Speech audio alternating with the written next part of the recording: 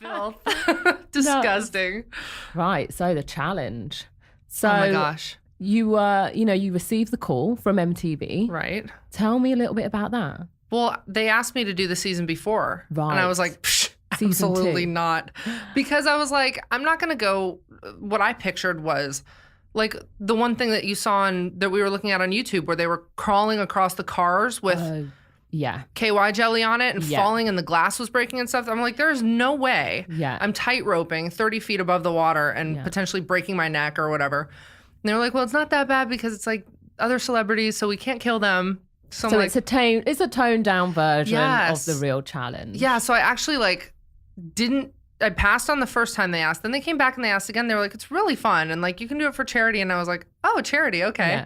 And then when I looked up a couple videos, I just saw the challenges because that's mostly what they have. Right. Is the actual challenges. They didn't show any of the drama and stuff, at least on the YouTube things I looked at. Yeah. I didn't know what I was getting into. Well, this is the thing, because, I mean, we see in that first episode, you obviously getting into, I guess, in the middle of that kind of drama with Kayla and Salita. Yeah. I had to recenter and be like, back to your white light, back to your bubble. Tell me about grace. This. I want to know about this white light. What is the white light? That's like it sounds so cheesy. I wanted to put my arm up over the chair, but it was like so high. It sounds so cheesy, and like, I feel like it's a journey that you get on, like this awareness and consciousness as you get older. Some people find it and some people don't. Mm-hmm. But once you kind of get on I call it like when you go through a self car wash and your wheels have to catch on the track. Right. Once your wheels catch, then you start realizing more and more about, this consciousness and this awareness. And it's something that I practice every day. Definitely not a master at it. But, instead of being reactive and instead of, absorbing the negative energy and returning that and being like this little negative bubble walking around, you have to kind of let things bounce off of you. So that's like my white light bubble. Like I stay in it. It's kind of a little bit like ignorance is bliss. I only choose to focus on the positive things. But when that happened with her and Salita. Right. And that was straight out the gate as well. Oh, it was right out the gate. And the thing that made me, I think, the most upset was like, my family went through so much and we had so much drama and craziness, 10 years ago that I've taken the last 10 years to kind of like reform my life and kind of get to where I'm at. So jumping back into that kind of drama and craziness and reality TV on top of it, I was like, oh my God, my spirit is being shaken up. It was like really, really traumatizing. Were you shooketh when that just popped on? I had been shooketh. I was like, oh my gosh, I don't know how I attracted this negative environment, but I got to get out.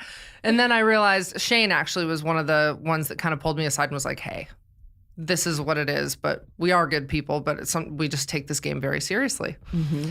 So, but there was something about Kayla. Yeah. Oh, sorry, go ahead. No, go ahead. No, because I really like Kayla now. Yeah. And it's so funny because like the Kayla army has gone up in arms on Twitter. It's so funny. What have their reactions been? Oh, people that support somebody on that show, like support them to the death. And whoever goes against them shall die. It's got a very loyal following. Very loyal. The fans, I guess, have their little squads or whatever. Which is cool.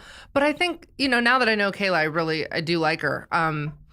But when she first popped off at Salita, it kind of and I'm a little bit old school. It kind of reminded me of like a kid talking back to their parents or something. Right, yeah. And if that was my mouth to my mom or dad, oh my God, I would get a whooping. Of course. There is no way my parents would have ever let me speak like that to somebody, But then again, here we go again. It's the challenge. And this is kind of...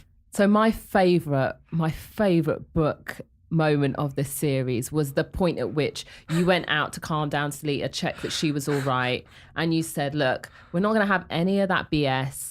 It's Tacky and it's Jerry Springer. Somebody was making fun of me. They were like, Jerry, what's my line? Springer. No, it's so funny because I do really, maybe that's how I attracted it. I love watching Jerry Springer. That's like a pastime of me and my father. Actually, like we'll sit down on like Sunday morning and watch Jerry Springer. Like he'll record the episodes of it. We just laughed so hard at it. And it reminded me a little bit of that, like everybody yelling at each other in the room and just going crazy. I'm like, somebody's about to lose a wig and shoes are about to come off and we need bodyguards in here. So, but yeah, no, it was kind of tacky. And once I realized what I was in or what I had gotten myself into, I was like, okay, I can choose to either go with that flow or stand alone or stand, and you were one of the people, Salita was one of the people that were kind of on that higher vibe. And we found our little niche, I feel like. Do you think I was in my white light? Yeah, I think you're the one thing I really, and I was going to tell you this, and I have told you this, but I want to tell it in front of other people, is you have something that I really admire that I haven't fully mastered yet, is grace. Like, oh, wow. Not ever raising your voice. You're always constant. Like, that's what I noticed about you. You never got caught up in stuff. You were always like, cooler heads prevail. And I really like that. I'm trying to master that. But when I got back at Kayla, I was like, I got defensive. And I'm like, I got to lose that. I guess, the benefit that I had is that I did obviously the first series of the spin-off show. Right. So I was like, I know how this is going to go down. And so I can remember when all of the aggro kicked off with Salita and Kayla, I was just like, Salita walked out and I remember those guys continuing to chat bullshit and I just got up and left. Yeah. Because I was just like, this is going to be a long 5 weeks. And in my mind, I was just like, okay, I'm ready to compete. I'm ready to go in there, but what I'm not ready to do is engage in all of that. Exactly. Yeah. And even when people were arguing over a table or something, you always had a way of people would listen to you, but you were graceful about everything you said. Thank you. Until I slapped the bitch. Did you slap her? No. I was like, did you slap somebody without me seeing? I missed that. Stay tuned. You'll find out. But did anyone tell you not to do the show for that reason? I mean, was there anybody that said to you, I've seen it, or be wary, or? No, because my family didn't really ever watch the challenge. I had no idea. Maybe it's just because I don't really watch TV. Like, I'll watch a movie on Netflix, but I don't go flip through channels. Nobody really knew what it was all about because I didn't know anybody that watched it. And then all of a sudden you do the show and everybody that you know is like, oh my God, I love that show. I'm like, how come you didn't tell me about this before I went on? For real. I mean, it's got such a widespread audience. I was Huge saying audience. To Jordan just the other week, I didn't realize how many hot 35-year-old men watch the show. I'm like in the supermarket. They're like, it's Louise from the challenge. I'm like, yes, it is. Yes, it is. Yes, it is. High five. So no one told you not to do the show. So you literally went in there like, I'd say maybe unprepared, or? Honestly, totally unprepared. I thought it was going to be mostly physical. I had no idea that the show was like mostly the lives of the people and talking and drama and scheming. And when you kind of was getting kind of dragged into that scheming from the get-go, because I kind of felt like those guys, and this is probably the reason why I just stayed fairly chilled, those guys will prey on that energy, and they're very on the good. White light bubble. Yeah, they're like, look at that stupid white light bubble. We're gonna pop it. Exactly. It's almost like they were the agitators, right? And they've been on this show before. They know that they're gonna to get and stay on the book. They have to play a certain character. And I felt like Shane definitely, Kayla definitely kind of leaned into this kind of parts of their personalities, which I think they play into and play up to. And I think everybody has the ability to be an arsehole. Yeah. However, this is the really interesting thing about the challenge. I feel like the challenge almost allows you to do that. It's almost like, I don't know, would you call it like a safe place? Well, I mean, when Hennessy threw her glasses at Devin's head, I'm like, that in the normal world would be a lawsuit. Right. So I guess it is like, no holds barred. You're just going. Crazy. But one of the other things I wanted, you obviously, the world of reality TV. So the production and how it's set up. But what kind of struck me was from the get-go, your kind of shock and the fact that you were, really, shock.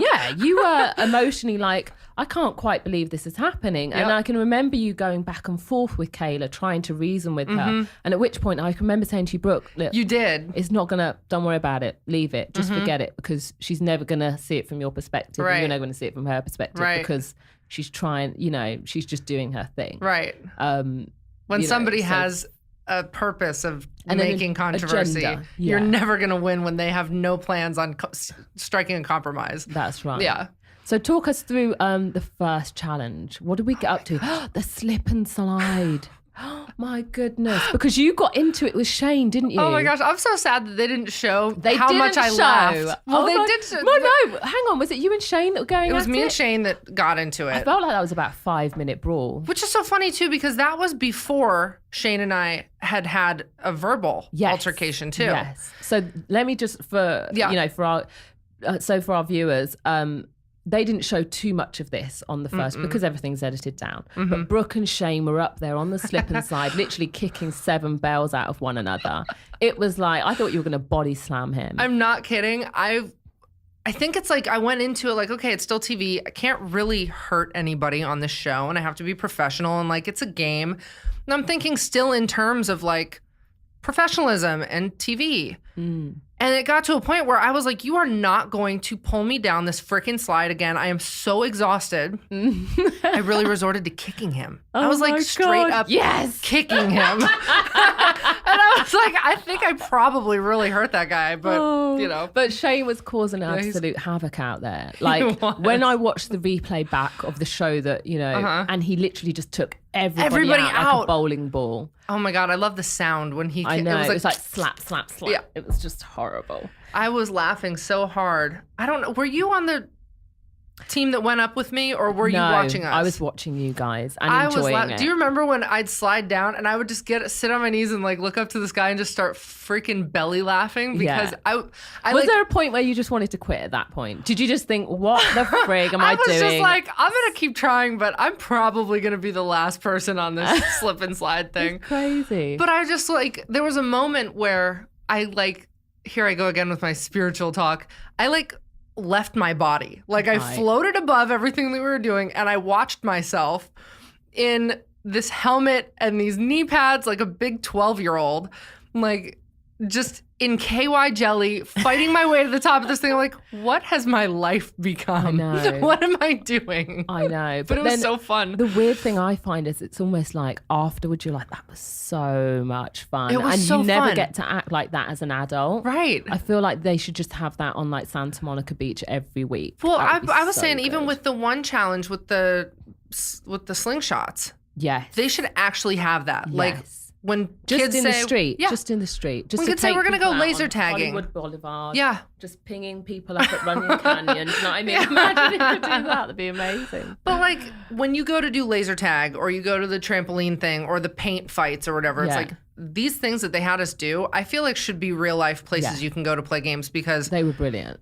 They were brilliant. Don't you agree that this would be something like a bucket list thing? Like this wasn't on my bucket list, but now I feel like that's something I can say I did. Yeah. Yeah. You know, I get a lot of calls, and I say calls, messages, more DMs, people sliding in the old DMs saying, how do I get on the challenge? It's a thing that people genuinely want to do in America. And I'm just kind of, you know, I'm so surprised, having, you know, never really seen the show prior to being here. Right. Or what a big kind of institution it is. It's brilliant. Yeah. I'm really, you know, I'm glad that we both took part. But now, this is, you know, we've spoken about the first week, the second week. Let me just interject there for a second. Have you been watching Twitter and people saying that they want you and me to come back on? Yes, I have. I'm like, I'll totally go with Louise. Oh my sure. God, yeah. No, there's definitely a little partnership, a female partnership I think they want to see back. If I went back on with you, I'm not going to lie though, I would probably do a total 180. Like I'd still be nice to everybody, but I would be like... What, play it a little bit more shady? Yeah. We're going to come to that as well. I can't wait. Yeah, because it's fun though. Like, if you don't take it so seriously. Yeah, definitely. But I feel bad because this is their like paychecks, but for us it was for charity. So they had a different level of seriousness. Yes and no. But this is also, you know, for the challenge guys, the guys that take part in the regular show, this is a 5-week show as compared to like a 11 or 12-week show. And they say this one's holiday. Well, they didn't know what they were turning up for this time round. And I feel like we really challenged them. And if we, you know, moving into the second show, the second episode, the one that's literally just been, you got voted in. Oh, yeah. LVP. I was like, off what the happened? back of what challenge? Oh, yeah. Shuffleboard. Right. That game. So, I mean, you did really well in a shuffleboard. I think Ashley was obviously over-egging her performance in order to secure the MVP, the most valuable player slot. If you got the MVP, then you were immune from elimination. Yeah. And that's when you kind of realized, or did you, that you know, this was not as the game that you thought it was? Well, when you think that you figured out one thing, like when I was watching it, I was actually realizing things as I was watching it. So I thought they're doing the same thing they did with Arian. They're taking the same chance. They're going to put in their strongest player to try to knock out somebody on the blue team. I'm still thinking red team, blue team. Right. I hadn't caught on yet that they're throwing in another star. Yeah. And I didn't get it. And I was like, they're still sending me in because they think I can beat Cam. Yeah. No, they were like, we want you to go home. Mm-hmm. And what was the point at which, when did it dawn on you that there was a game within a game? Well, because you stay watching it back, but that's like way after the event. Did you know, like during? Because you did mention, like, you know, there's Drake and all the stars, Casper and Drake and stuff kept saying, oh, it's definitely still stars against champs. Yeah. But did you think that they were being manipulative, or did you trust them fully as well? I thought the whole time, I was like, I don't think Casper cares anything. I think at the end of the day, you're going to have to get rid of people you don't want to compete against. You know, and that's kind of more what I was focusing on, is like, got you. Be good, but don't be too good, because you're going to be a target. Sure. You know, but I didn't even, still to this day, my brain can't even like handle the tangled the complexity web. and the politicking. Exactly. Because you know, as we watched back, they wanted you to go up against me in that first elimination. And you saw the kind of work that I had to put in order to swing it and get one of the stars, champs in. That was some real legwork. But, you know, so how did you feel when you realised my team have voted me in the LVP? Well, I really liked Ashley, so I was trusting her. Because Ashley, at the beginning, nobody saw this, but Ashley came up to me and she was like, hey, at the end, it's going to be you, me, and Kayla left, okay? So we're just going to we're going to keep it like just us girls because we're like the strongest. And I'm like, okay. I didn't really care because I'm like, I'm just here for charity and I'm having fun. Mm-hmm. But so she throws you in the first. But she kind of was like, no, because we think you can beat them. I just think it was stupid of them to throw Cam in. Right. But I guess she was the biggest girl that they had, you know, to try to get me out. And she was undefeated. They were going off of that. Yeah. But I think looking back at that challenge and watching it, I think it had to do with weight. That was the first time I was so glad that I didn't go on a crazy diet or lose a ton of weight. What did you, because I want to talk about your preparation. What did you do to prepare? Well, so I had a trainer here in LA. Yep. Named Brian, who's over at LA Fitness in Universal City. And he's an ex-athlete, so he did a bunch of different kinds of sports. And he hooked me up to the cable machines with weights, both sets of weights on it on my waist, and had me doing sprints, weighted sprints. And you then were just doing football pure drills resistance stuff. Right, and medicine balls, really trying to hit the ceiling with them, and a lot of fast twitch muscle action. So and you were stuff. just doing power, resistance, just getting your body ready for everything. Balance and agility and stuff like that. So the one thing that I saw that Cam did, because I couldn't watch her, obviously, I was on the other side of the whatever that thing was called, the tower. In the elimination. She wasn't getting low enough. No, and I don't think she had enough weight, honestly. Because I think what you needed was to be so grounded and so heavy to not move like a rock. Yeah. And she was a little bit lighter. Yeah. Yeah. And let's face it, once you got hold of it, you just wiped the floor of her, didn't you? Well, it was really easy. Well, I was so happy. I weigh 180 pounds. And I think then I was 185 because I was weight training so much and just lots of muscle.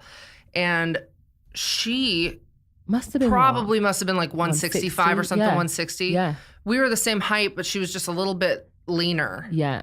Yeah. And I don't think her muscles were as dense. Yeah. And I think the thing that I think really kind of sealed the deal for Cam, and I think she's a great competitor, she knows that, was the fact that her plan didn't work out. And once she realised that she didn't have anybody in her corner on our side, it got really difficult for her. I think she kind of just thought, fuck it. Do you know what I mean? Yeah. I've got no one fighting for me. Boobies just turned around and she's tried really to a nice stab me girl in the too. back. She was sweet. They made her look a little bit I know that's your dad, but what can you do? Not the killer that she made out to be. And the thing is, I had to go up against her in the stare down. And this was really interesting. So this is the point at which, this is why I wanted, and this is why I ended up throwing her in. Oh, yeah. Because I didn't know enough about Anissa. And I didn't know enough about Tori.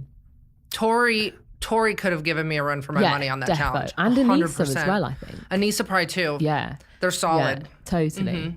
And so I was thinking, okay, they're going to try and put Brooke in against me. I'm not going to have that happen. I'm going to switch it and make sure that one of their girls go in. In fact, How did you do that? Well, I kind of basically just Okay, so here's how it went down. You said that they were going to throw in Hennessy or something. So basically one of the jobs that I had was to calm down Hennessy.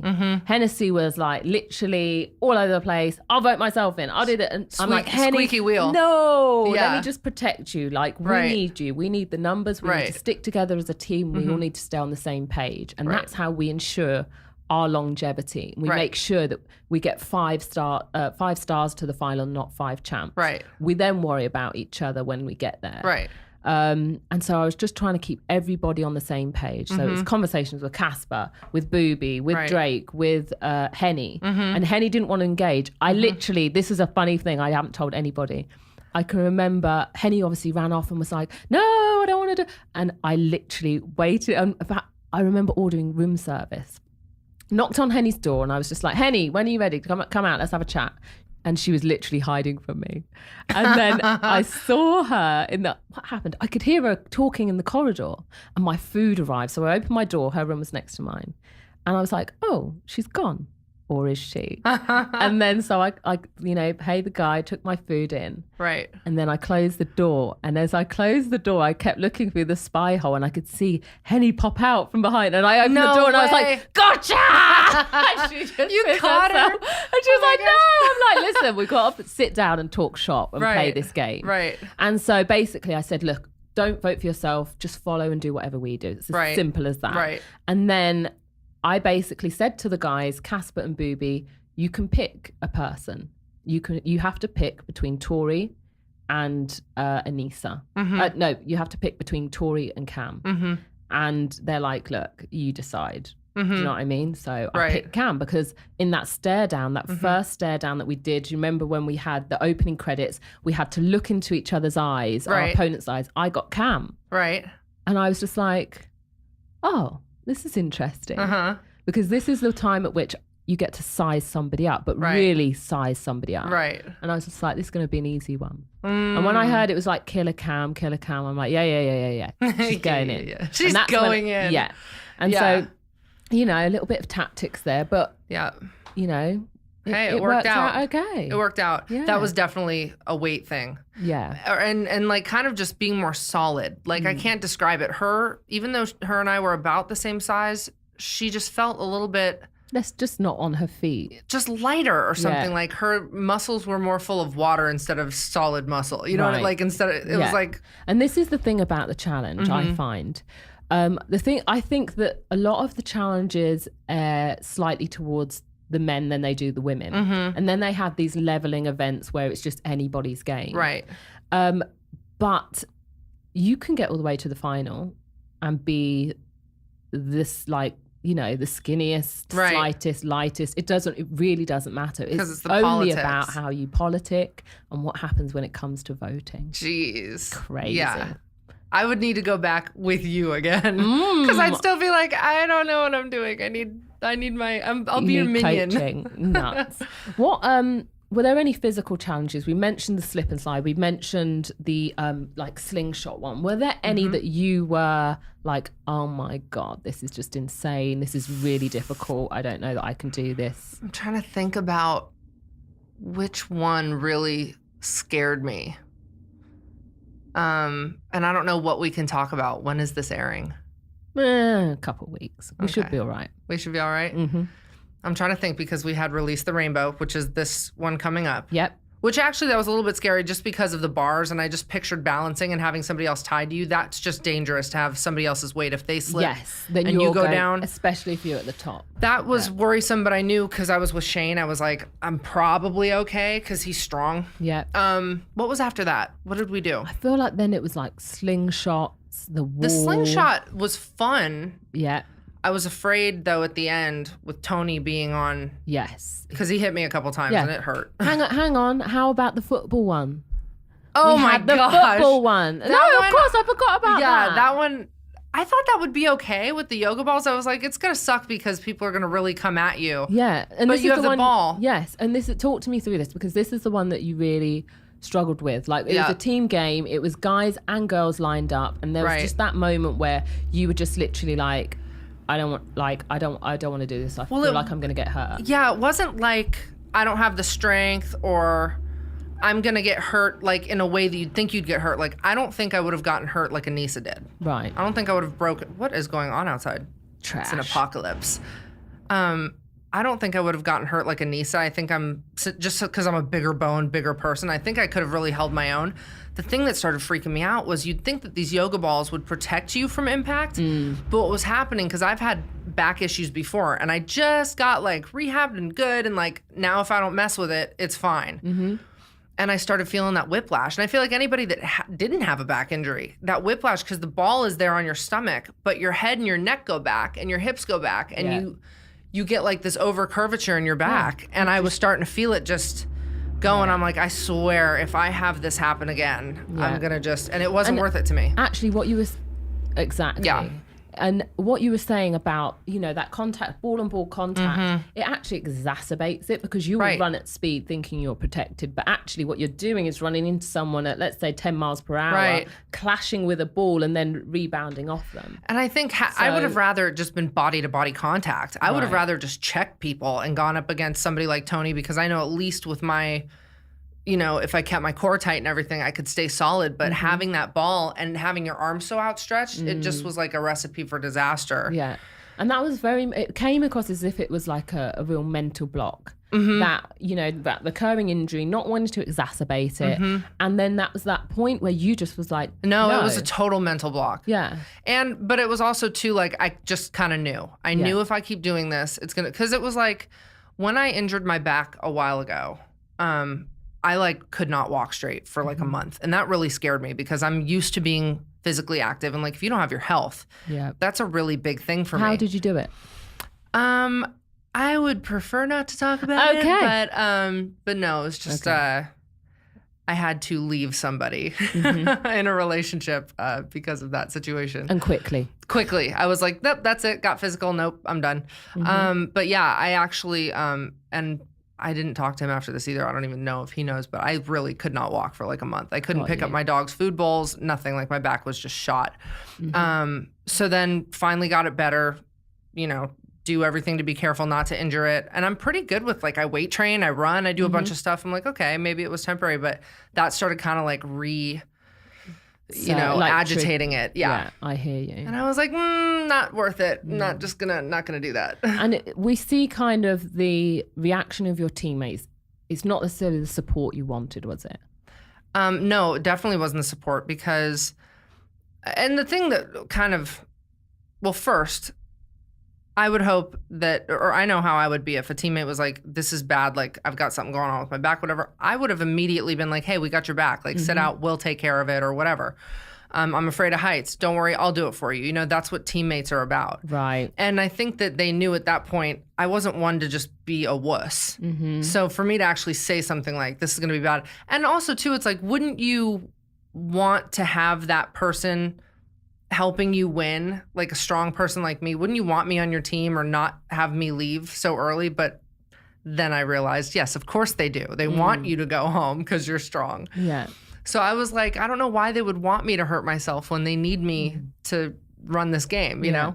And I felt like the person who you're most disappointed with was CT's comments. I felt like that just hit home for you. Talk to us about that. Yeah, you know, he was kind of like the leader of our team. And he was always so sweet to me. And he actually FaceTimed my dad, and he was like, oh my God, I love your dad. Like, no, your daughter's so good. She's killing it. She's doing so good.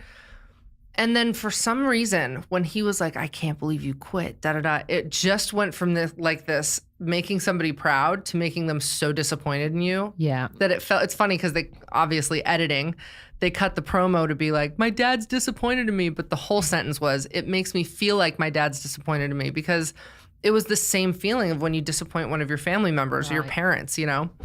So I had a total crying jag. And I think I was a little bit more emotional too, because I had just come off of that Shane, Kayla drama, kind of getting my bearings, doing TV again. I hadn't done TV for 8 years. Yeah. So it was just a lot. So you've got obviously that fear of that reoccurring injury. You've got CT telling you that you're a quitter. And then you've obviously got the emotion of that conjuring up, you know, thoughts that you might be letting people down. Right. And that's just fucking come into a head. Right. Like, was there a point where you just thought, you know what, literally the whole thing's not worth it? What was it that made you, how did you carry on after that? I talked to my mom actually after that whole football thing. I went back to the van while you guys were still playing. Mm-hmm. And I was like, I don't know, man. If it gets more intense than this and there's a serious risk of me being hurt, it might not be worth it, you know? So I was trying to figure out, like, what do I do? Do I stick with it? My mom was like, maybe you should try to stick with it. But if it gets, you know, too bad, you know, say something. Mm-hmm.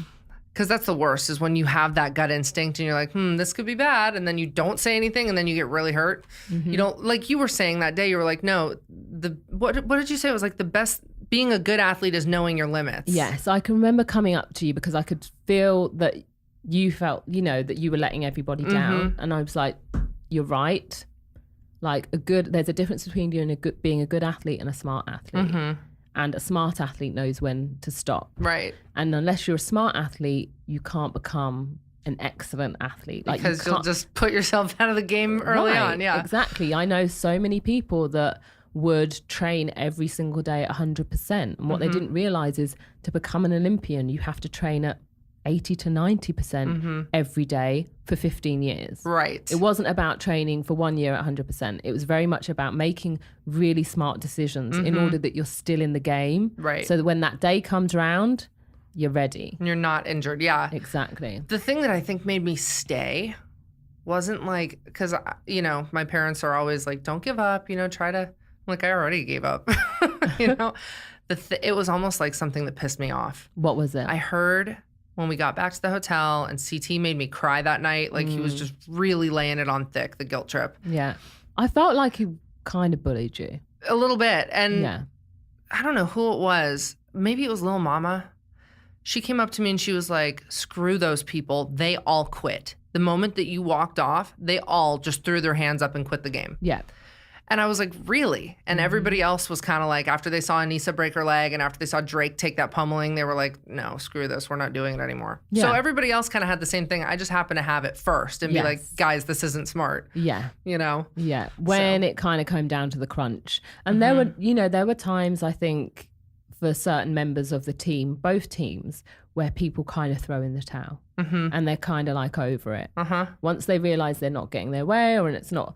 And, you know, and then when you have those seeds of doubt about injury or this, that, and the other, you forget this is your body and you've got it for the rest of your life. Thank you. Yeah. And it's as simple as that. So I think, you know, I was pleased that you made the decision and you listened to yourself, because I felt that showed real strength. Oh, thank you.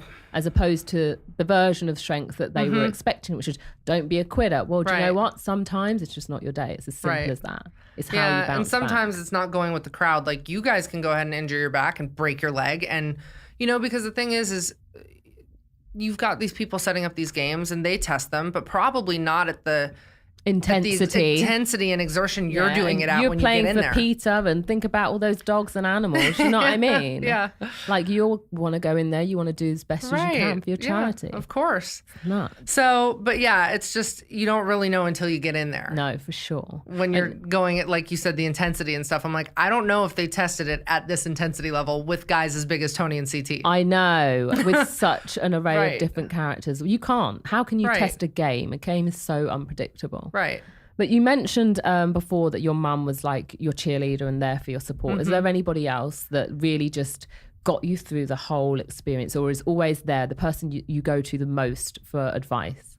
So my dad and mom were and my brother was like, Brooke, if you think you're going to get hurt, peace out. He was just like, end it. I'm like, that's not good to hear. Because you two are really close, aren't you? We're so close, you know, and I think he was a little bit afraid because he is my little brother. Yeah. But he sometimes acts like my older brother. I think he was afraid of me actually getting hurt. And I don't think any of my family really knew what I was doing. Like, I couldn't explain these apparatuses that they build and stuff. There's just no way to let anybody know what you're doing until they watch it on TV and they're like, oh, shoot, that's what you were doing. Yeah. I will say, though, us all being on the same floor really helped. And Salita would come to my room a lot and we'd have a glass of wine and we'd talk, and Little Mama was really good. I think that I was lucky because I was surrounded by really nice girls. Like all of the women that were on the Stars team. Yeah. Like when we were all on that same floor and talking, that really helped me. Yeah. Good. So, yeah. It was nice, wasn't it? A little meet up in the corridor. It was good. And it was cool too because, and you know, in this business, most of the time when you meet celebrities, they really act like celebrities. And I was shocked to have so many humble, nice people. Yeah. You know? Yeah. And most of the stars were so sweet. Yeah. The person who I thought was just hilarious was Drake. Oh my God, me too. Drake and his complaining. And he was just amazing. But hopefully we'll get him on the show. I want to press him about every single complaint he had whilst making that show. Stop. Viacom is never going to want to work with you again. But he was hilarious. Amazing. That's what made him golden. And brilliant TV. And I don't think the show has yet shown his best bits. I can't wait for them to come out. Oh, it was so funny. He's like, why are we sitting on this bus for an hour? What, they can't turn on the AC? What, we only have chips? Why don't we have actual sandwiches? Like, just so funny. I'm like, oh my God, Drake. Like, everything people are thinking, but you don't want to say because you don't want to come off like a diva. Drake is your inner voice. It's as simple as that. He is. And speaking about voices, your dad. Because I feel like we had him on like voicemail constantly. I feel like voicemail FaceTime, actually. FaceTime. I feel like everyone was literally just like nonstop with the dad thing, wanting coaching from Hulk Hogan. Like, gosh. I thought maybe like that would butter people up to not be so mean to me, but it didn't change it. No, they just want their FaceTime with Hulk Hogan, and then it's like, right, you're going down. Exactly. Bitch. Yeah, exactly. Nuts. What did he think about your participation? Because obviously, having been in wrestling and in that side of performance, and you've done a bit as well, haven't you? Yep. And so he must have had a few choice words for you, no? Well, I think it was cool because I've never done anything actually physically competitive. Like, he always said, Brooke, you should have been a tennis player. Right. You know, you would have been making $14 million every year. Yeah. I'm like, he's probably right. Yeah. But I think he wanted to see one of us, my brother or me, do something physically athletic. And my brother chose music and cars, and I chose music and TV and stuff. And I think this was like a little bit of like, yeah, my girl's got my DNA. Yeah. What did he say to you, like, you know, during the show? Was he super proud? What was the deal? Well, he knew he was more proud of the training I was doing beforehand, because I was telling him what me and Brian, my trainer, had done. And he was like, wow, you're really like, I mean, battle ropes and just everything. Yeah. I was training like a man. Yay. Or like a woman. Yeah, or like a woman, I guess. But I mean, I say man meaning like my dad would have probably puked after these workouts I was going through. So to set the record straight, that scene, he wasn't disappointed in you. No. You were just CT was disappointed in me, and it made me feel like the very few times in my life when I've disappointed my dad is like heartbreaking. Yeah, totally. And talk to us about that relationship, because one of the things I want to touch upon in this episode is identity. Right. Like, how on earth, I cannot imagine what it must have been like your childhood growing up as like Hulk Hogan's daughter. That must have shaped you, no? It's so funny because somebody said on Twitter, they're like, you know, she has a name. It's not Hulk Hogan's daughter. And I said, no, it is Hulk Hogan's daughter. I'm proud of that. You know, like, that's like saying my mom is Madonna. Like, it's something to be so proud of. Like, that you were able to be the child of somebody that moved mountains and inspired people and did things. And I people used to always, especially when I was starting my career, they'd be like, well, we want to stay away from the Hogan name, or we want to stay away from you being his daughter. And I was like, okay, yeah. And now that I'm older, I'm like, why? That's my dad. Why would I ever want to disown myself from him or, you know, disown him because he's been so brilliant? I mean, I hope that I can be more like him and inspire people like he did, you know, so rather than like shy away from that, now as you've got older, you kind of lean in. But what was it was there something that triggered that in you? Obviously there may have been times, I don't know, where I think it was like just a slow progression of like, I did my music. I feel like, I guess I've proven myself now at this point, being 30 years old and starting with my first record deal at 13, 14. You know, having time to tell your stories. Like, people just think everything happens because you have a famous dad, and money definitely helps, you know, pay for the plastic on the CDs and stuff like that. But after their divorce, it was kind of like me and my brother really had to fend for ourselves and figure out our lives on our own. And, you know, it's not like we inherited, you know, Paris Hilton money or anything like that. It was just like, you know, my parents wanted us to work and know the value of a dollar and figure it out, which I'm so glad they did it that way. But, you know, it's like I had to actually audition and sing and go back a year later and train and do all these things to get my first record label, and went on tour and worked my butt off. And I have worked, you know, so it's now I feel like, okay, I'm a 30-year-old woman. I've worked my tail off. I'm proud of what I've accomplished.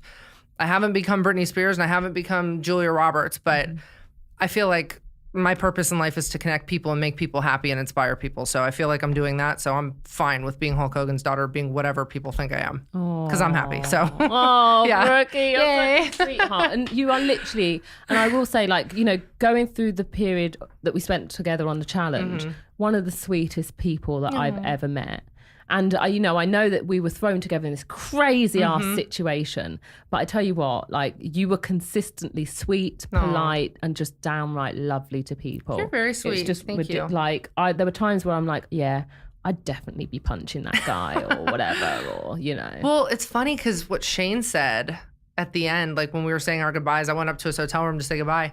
He goes, "Thank you for like bringing more lightheartedness to it, because we take it so seriously all the time, and we actually enjoyed having fun." Yeah. So here's an interesting one. Yes. Shane, right? So this is what made me really, really laugh. Like, on the show, we almost gave you the nickname Miss America, right? Right. So Brooke's Miss America because she's so bloody sweet. Like the prom queen. Yeah, prom queen. Yeah. So here we have Brooke. And then we have this partnership with Shane, who is the snakiest, dirtiest, most like evil, like bitchy, the complete opposite. How did that partnership come about? I guess opposites attract. I think there's something about Shane, though, that reminds me a little bit of Glenn. Because on TV, he does come off a little bit scheming, this and that. But when you're just hanging out with him, he's funny, and he asks about how you're doing or what, you know, like he's thoughtful and he's sweet. And there's a side of Shane that I don't think people see that I saw. And I was like, I really like this guy. He reminds me of Glenn that I did my TV show with, who I've known since I was 13. Got you. So there was a familiarity there with him just because he reminded me of somebody that I love. And I don't know. I think I was getting so sick of the politics that I was just kind of like, I'm having fun with this guy. Shane was giving you life. Well, Shane, too, had come up to me without the cameras on and had apologized and really like been one of the people that actually made me feel comfortable and made me feel like I could handle filming the rest of the show. Yeah. So I really appreciated him for that. And then instead of worrying so much, because I told him, I said, Shane, if you know how to play the game, I said, then play the game, whatever. I said, I really do want to have fun. And you are making me have fun, whether you kick me out or not. Like, I'm having a blast, and this is a great experience for my life. So we ended up just having more fun. Well, together. I loved your dynamic because I felt like here was like, you know, you didn't want to get involved in the politics, and Shane was quite, you know, happy. I was his perfect minion. Yeah, he was quite happy to take the lead. Yeah. And was there a point at which at all you felt like you got your hands dirty? Obviously, we saw that kind of, you know, the Salita and Kayla moment. But was there another time where you felt like, oh, I got my hands a bit dirty? No, well, I think, I don't know if I just got, I don't know if I can even say that, but I think everybody was kind of looking at me being like, Brooke, you're guilty by association. Like, what are you doing? And I'm like, you guys are taking it so seriously at this point, and I'm so over it that I just want to be around people that make me laugh. And Shane made me laugh, and I was like, I really don't care at this point. I told him, I was like, Shane, you know, at this point we were teamed up, and I was like, if you have to make the decisions or whatever, I'm attached to your hip. I trust that you're going to make the best decision, because unless they flip the tables, which we didn't know what was coming. Yeah. Shane didn't know what was coming. Yeah. So all I knew was you and me are attached at the hip, so you make the best decision for us. And if you're going down, I'm going down with you. Yeah, and I said, if we have to go up against each other, then so be it. But I can't predict the future. And everybody that's here, the stars and the people that I've bonded with, they might think I'm playing the game stupid, but in real life, they know who I am and we're friends. So it's not like I'm going to ruin my life. So the interesting thing is, so now you know how that game is played. A little bit. I'm still a little confused. I'm presuming you go on again. Yeah, I definitely would, yeah.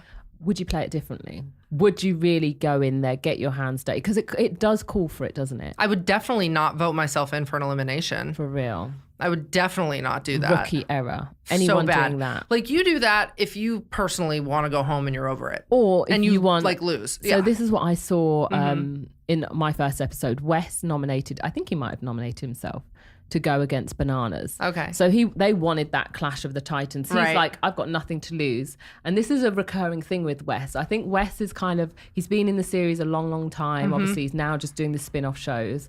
And so he just wants these moments and to know that he can still create TV gold. Right. And we most definitely do that, I think, in this series. I think the characters that they managed to get together, like Tony, Wes, oh my God, you couldn't write those personalities, could you? No, you couldn't.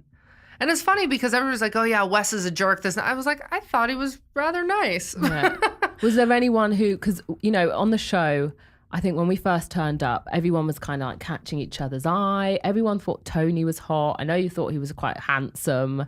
Well, I thought he was very cute, but the point that I knew he had first of all, even if he was totally single, I would not date anybody that I work with or that I'm affiliated with, because I've done that once in my life and it just became so messy.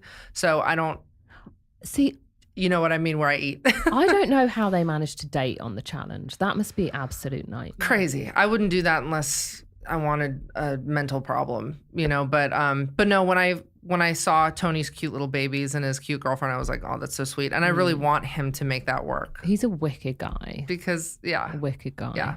Talking of guys, like, it must be, oh my God, it must just be hilarious when you have a boyfriend and that moment where you have to introduce them to dad. Like, there must just be a point where they just shit themselves. Well, some guys really grow up on wrestling and they're like, oh my God, I was a huge fan. Or they're like, I didn't really watch it. Like, I wasn't really into that kind of thing. You know, my sister was into it or whatever. There must be. Right. But I'm like, it's very rare when you find somebody that hasn't watched Hulk Hogan, you know, and torn their shirt a couple times. For sure. So I don't know. But my dad's so chill that I don't really worry about it because you don't. Come on. There must be like the funniest one. Funniest boyfriend, funniest reaction. There must be something that was just like, oh my God, that was so awkward. But you know. Oh, you know what? There was a date I went on actually. Yeah. And this guy the whole time at dinner was like, I'm not kidding you, Louise. He was like, does your dad really eat 12 chicken breasts? Well, how many eggs does he eat in the morning? He had his whole Wikipedia page up. He really was asking all about my dad. It was like he basically won a date with Brooke Hogan, like he was a wrestling fan. I was like, did you like trick me? Are you here to find out about my dad, or are you actually interested? Wanting to date me? Right. Yeah. Yeah. So what happened to him? Presume he didn't last long. I did not answer his calls. I'm not surprised. That. Yeah, that was He's probably watching this now. Yeah, I was over it. Yeah. Well, I hope. Yeah, if you are, screw you, dude. Oh my God. I went on a date like that once, and this guy, he said my parents are really big athletics fans. So I'm like, oh great. Right. And then he started reeling off my performances. I was just like, oh no. Great. And it was nice. It was kind of nice because I was like, I didn't even know I ran that fast. Wow. But then when it kept going and going, I was just like, no, this is getting weird. I want to see you run. I was going to YouTube you before I left, but then I was taking too long to get ready. I'll ping you one, don't worry. I want to look. I will. I'll send it early morning, like in the middle of the night on a Saturday. Just like a gazelle. I'll be like, here's that 200 meters you asked for. Jeez. Yeah, no. That's crazy. Obviously see bits and bobs. I think there was a moment Jordan referred back to in the first series when we went champs versus pros, and I was teamed up on one challenge with another sprinter, Lolo Jones, and there was a moment whereby we had to run down two of the champs, and we literally just smoked them. And I thought, you know, there are certain times where during the show where you can show amazing athleticism, right? And then there are times when you just look a complete dick, isn't there? It's for real, isn't Most of the challenges I felt so stupid doing. Sitting on that pog or whatever it was, the thing, and letting somebody push you, I was like, oh my God. Here I go in the water. It was nuts.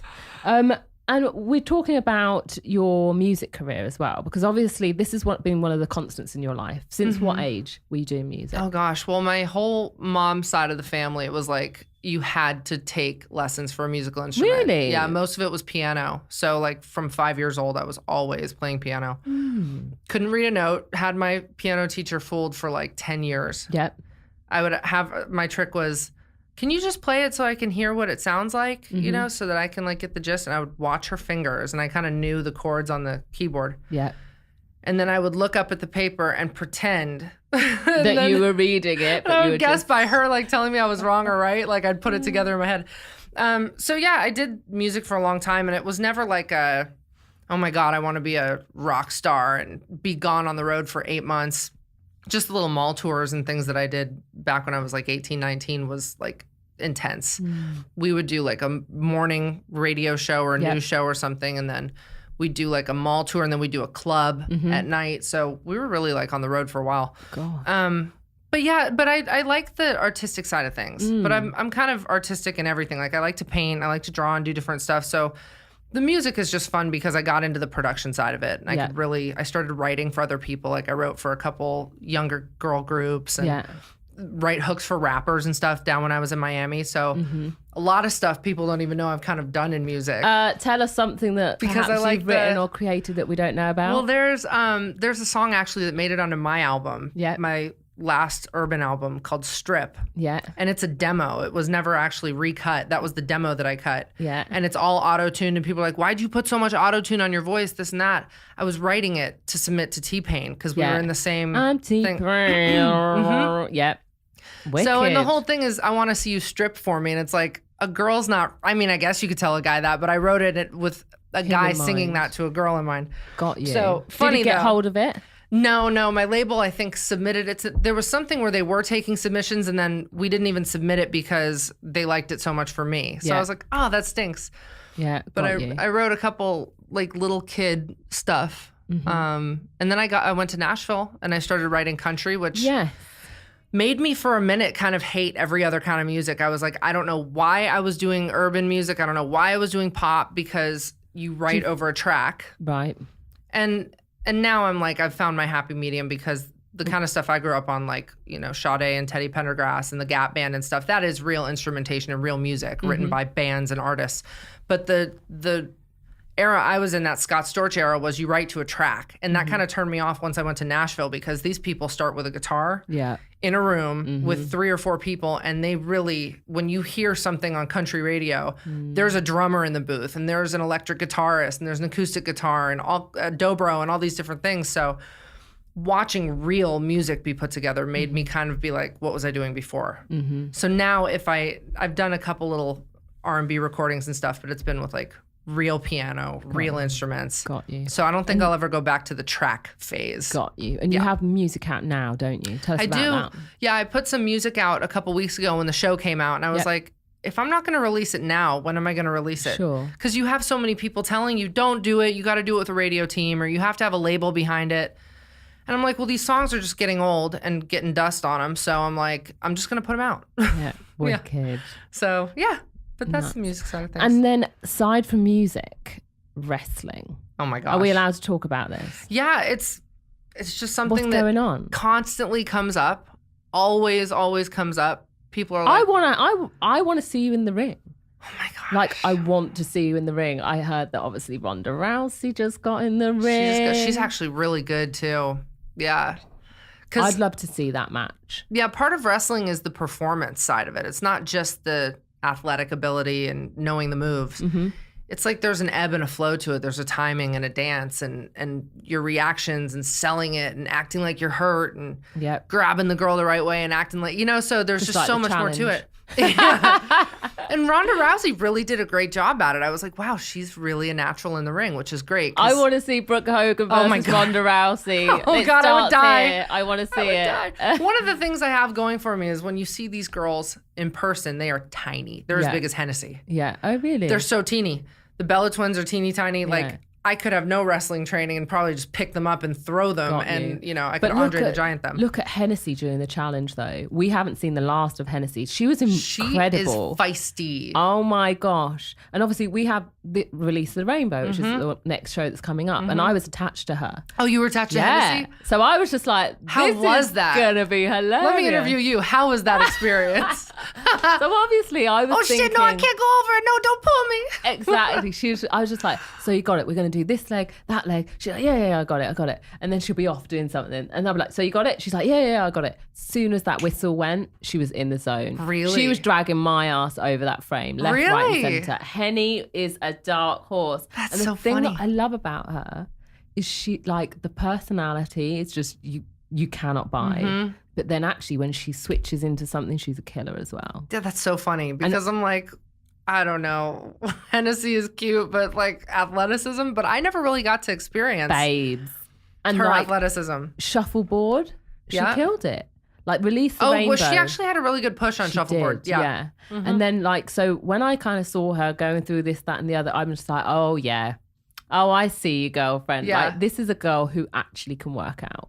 She can, if she puts her mind to it, she can do it. She might be sipping wine in the gym and all of those takeouts, but this girl has definitely got. Wow. So she's good on TV and she's good. Oh, yeah. She's a good all-rounder. Wow. Definitely. Yeah. She reminds me of those little kids that were on that Will Ferrell movie, that Ricky Bobby movie, where it's like, I'll come at you like a spider monkey, Grandpa Chip.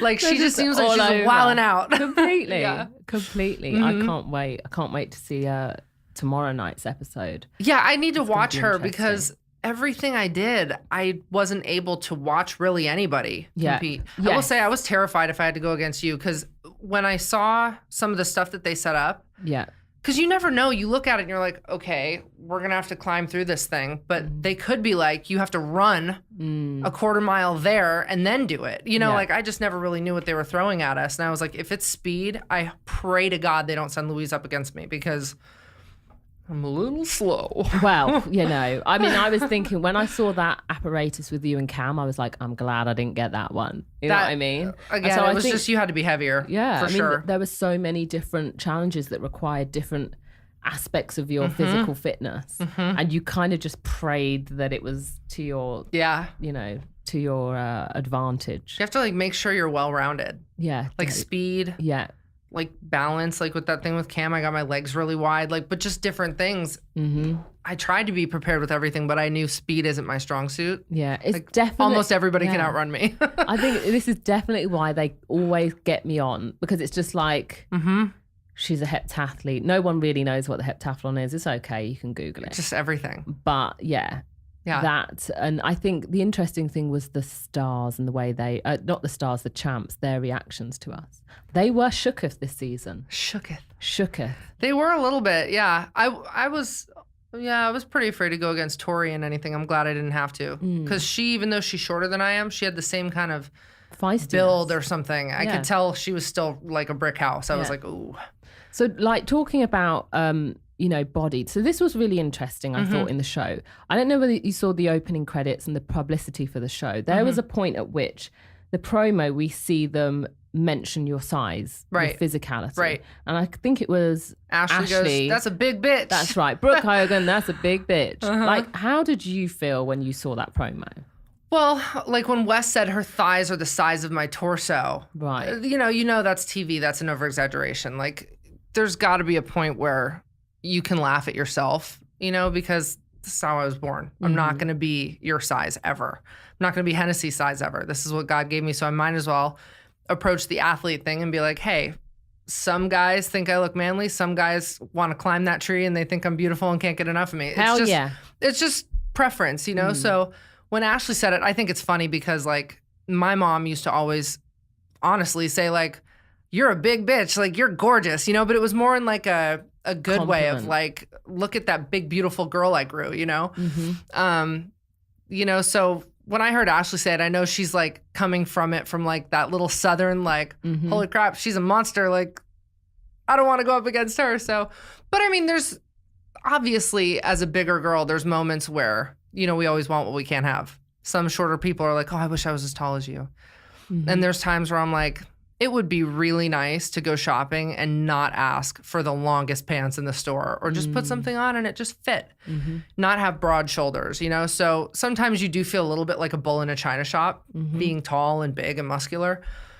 But then it's like, I don't know, maybe this nearing of 30 has me kind of thinking like, okay, I could have no legs, no arms. There's a guy that he says no legs, no arms, no problem, or no excuses or something, because he still works out and does stuff with literally no limbs. Yes, I've seen that on Instagram. Yeah. And I have my health. I'm, you know, I don't have any diseases. I'm healthy. And it's like, there's so many people that aren't as lucky as I am to have that health and to be able to run and jump and beat somebody like Cam or go on a show like The Challenge, that it's like, I'm going to be 80 years old and looking back and being like, I was beautiful and I was young and I hated myself every step of the way. And I've already done enough of that hating on myself. So I'm like, I'm going to have to just embrace it. So what's your word for the haters? Try me, because I am a big bitch. You don't want to try it. Wicked. And I presume that wasn't like the first. I mean, you don't look at those things as negative comments. You see those as very much positive. But have there been times like where you've had, things said about you on social media where it's really hurt? Yeah, I remember back when MySpace was a thing and like I didn't know not to read comments, when I was young. Somebody said her jaw looks like she could crunch rocks. Bastard. And it really, now I'm like, I don't even care. Yeah, I have a strong jaw, but whatever. Now it's like this era that we live in is cool because they are kind of shining light on the beauty of being different, which is cool. I wish I had that 10 or 15 years ago. Right. It would have saved me a lot of crash diets. It's so funny. I was just telling my mom's like, oh my God, I just keep staying the same size. And I like don't eat anything all day. And I'm like, Mom, I have crash dieted. I've worked out twice a day. I've eaten pasta. I've eaten 1 protein bar a day. I have looked the same my whole life. Like there's not anything you can do to change really your stature. I mean, if you're eating Twinkies and McDonald's all day, chances are you're going to probably gain weight. But if you just live a healthy lifestyle, pretty much your body's going to stay acclimated to whatever you look like, Do you feel like you're comfortable, like now, age 30, in your skin? It feels like you've gone on a real journey of kind of growth, and you've been in the spotlight for so long, haven't you? There's still every single day there's something, a picture will come out and I'll be like, oh my God, my thighs look gigantic. Or I'm standing next to my friend that's 5'8" and 100 pounds and I'm like, that was probably not a good decision to go shopping with her. She's not your shopping partner next week. Sorry, girlfriend, stay at home. But like it has gotten to this point where it's like, and something, well, I have to finish one thought before I get on to the next. I went on a date the other night, and we live in a world where it's just so easy to Google people and research people. And when you Google me, yeah, there's no sex tapes or drug use or anything like that when that comes up. But it's just not, I don't think it portrays who I am. I don't think people know that I am down to earth and I'm kind of fun or whatever. Maybe super down to earth. Some people have come up to me and been like, wow, you are actually prettier in person than when we see you on TV or on whatever. It's always different whenever you meet somebody in person. Like for instance, Lindsay Lohan is like the nicest human being you'll ever meet. And Paris Hilton is even more pretty than she is in pictures. It's like ridiculous. She actually just took a picture with one of my cousins, my younger cousins, didn't know it was my family. And they came back and they were like, she was so sweet to us. And I was like, that's cool. Cause she didn't even know that it was my family. So getting back on a tangent though, I went on this date and the guy was like, oh, I didn't Google you. Like I just kind of wanted to get to know who you were. And I was like, how refreshing is that? Did he get a second date? Yeah, second date is this week. Did he get a third date? So we'll see. We'll see if he does good on the second date. We'll see. Go on him. Yeah. So I don't know what your question was. I got onto a tangent. I've no idea. But what I did want to mention was you were the youngest person to cover FHM. Oh yeah. Wow. Oh yeah. Like, talk to me about that. Like, I have so many questions. I kind of think, what did Dad think? How did you feel about that? Were you like, oh my God? Well, it wasn't like, did the media go crazy? What was the deal? Well, I guess FHM is a men's magazine, but it wasn't anything like, hey, would you consider doing Playboy? Or even Maxim, I think, was a little bit more risque than FHM was. It was like a bikini shoot, like fitness, talking about music. We were doing it to promote the music thing. And shoot, I had been seen in a bunch of bathing suits on Miami Beach up until then. I was like, whatever. Yeah. They didn't have any, whipped cream coming out of my mouth and my legs spread. It wasn't like provocative. It was cute. It was fun though. We had a great photographer and the swimsuits were great and the hair and makeup was awesome. It was, I think just because those photos were put in a men's magazine, it was like, whoa. Yeah. But no, it was fun. No. It was good. Would you do it again? Oh yeah. Yes. Absolutely. Yeah. We might be able to see you this year. I love bathing suit shoots because that is the one thing I will say about being big and like working out and being fit. In clothes, I just look like a big person. You see me naked, you're like, wow, she's like just toned. Old woman. I'm like, I wish I could just walk around naked. I feel so much more comfortable naked than like in clothes because I'm like, oh my gosh, trying to dress long legs and like bigger thighs and stuff is just a whole thing. So this 30th birthday party, which you are coming 30, to, and the invite was like, wear swimwear. Is that why? So no, we're just literally no clothes. Just my bring mom your is swimwear. throwing it. It's like a pool party thing, but I think the weather might be a little bit chilly. Stuff it. I think it's like pool party attire. Like, I think if people are getting really hot and they want to be that person that jumps in the pool. I'm going to be that person that turns up bikini and a Mac. Are you? You just should. In case it rains. In that body, you should. Yeah. You should. No, I think I'm going to wear like a little sundress kind of thing with like wedges or I don't know. Cute. We'll see. So what's on the cards for Miss Brooke Hogan? What's coming next? You've got new music out. New music. Are you recording anytime soon? Is there any more? I am going to go back to Nashville. I've got believe it or not, a female wrestling league that I'm running out of there. Yes. Which is kind of cool. Yes. And then I have another show that I did called Fashion Hero, which is more like on I guess it's mostly digital platform. It's on Amazon. Mm-hmm. But it's in like, I think 100 and something countries now. Amazing. On different syndicated, stations, different things like that. Yeah. And we're getting ready to shoot season 2 of it, which is like accepting, you for who you are and being in the fashion industry and not being the typical standard of beauty. So that's kind of like another positive thing I'm working on. Love it. Yeah. So Super. that and... But the Women's Wrestling League. Oh, yeah. You need to come and wrestle. You're so into it. I mean, what's the deal? Like, are you agenting? What's going on? It's just a group of women that are kind of like a specialty league, I guess. So we're working on getting them live shows and doing stuff like that. So this is like the performance side of wrestling, not like the competitive side of wrestling. Am I right? It's competitive in the fact that we're bringing like the best of the best in. Got you. So is this like WWE wrestling or like actually get in the ring and wrestle? Well, they're definitely going to be wrestling, but what we're focusing more on is building their brands because a lot of these girls go in and they're only wrestlers, but it's they all have stories too. One girl literally can't get custody of her child just because she's a wrestler. Like they think it's a negative thing, like she's wearing spandex and she's doing this combat sport and she's not the typical mother standard, like model mother. So she's having a huge problem with that. And it's that like just seems so backwards. This is 2018. It's so crazy. I know, especially in the time that we're in with regards to feminism, right? And the changing, change in attitudes towards women. And the thing is, they need something to sustain them after their bodies are done doing the work. They need a brand, and a lot of these girls love to cook and they love fashion and all this different stuff, so they're brandable. Yeah. So instead of just letting them, be flashes in the pan, we're trying to actually build something for them. So you're inviting me down for my first wrestling match? Come on in. Oh my God. I'll tell you who I told you should wrestle is Kayla. Oh my goodness. I think she'd be great. For pound, that would actually be a good match. I think she would be really great. Yeah. Because she does all that ninja warrior stuff. Yes. That girl can climb rock walls upside down. Yeah. And she's tough and she's cute and she's got that body for it and she's athletic. I mean, she would be great at it. She'd probably be a quick learner. No, definitely. Yeah.